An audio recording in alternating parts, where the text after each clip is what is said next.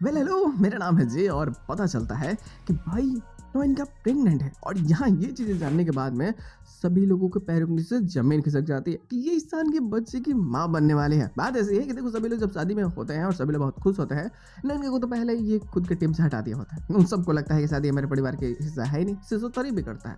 लेकिन इन पोस्ट वो सभी उम्मीदों पर पानी पूरी तरह से फेर देती है और स्टोरी ऐसी घुमा देती है कि सोच भी नहीं सकते। पता चलता है कि सीजे के पास में रिपोर्ट है और वो ला करके दिखाती है, सभी के सामने साबित कर देती है कि नो इनका प्रेग्नेंट है। अब क्योंकि वो भी डॉक्टर है तो जो चीज़ें लिखी होती है तो ये समझ जाती है कि सच है। लेकिन इसे समझ नहीं आता कि ऐसा कौन सा मोमेंट था जब ये ईशान के बहुत करीब आई थी। इसे याद होता है कि मुंबई में भाई एक समय ऐसा था जब ये हॉस्पिटल से निकली थी और डिस्चार्ज होने के बाद में उसी के रूम में थी और वहाँ पे प्रेम में पढ़ करके आगे बहुत सारी चीज़ें हो गई। लेकिन ऐसा कुछ याद नहीं होता है कि रियल में ऐसा कुछ हुआ है क्या।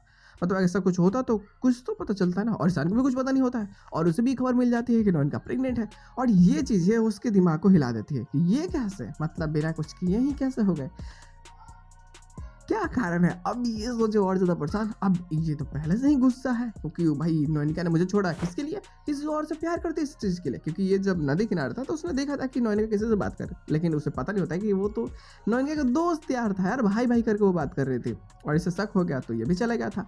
अब यहाँ प्रेगनेंट की बात जब इसे पता चलती है तो इसे लगता है कि शायद वो बच्चा इसका नहीं है, वो बच्चा किसी और का है। लेकिन वो ये भी जानना चाहता है कि क्या सच में ये प्रेग्नेंट है या नहीं है। तो वो उसकी फिर से जांच कराना चाहता है, तो फिर से वो कोलकाता आता है और यही से स्टोरी लाइन फिर से घूमती है जो काफी ज्यादा मजेदार होने वाली है। लेकिन कुछ भी कहो गुरु, बवाल अभी होना बाकी है।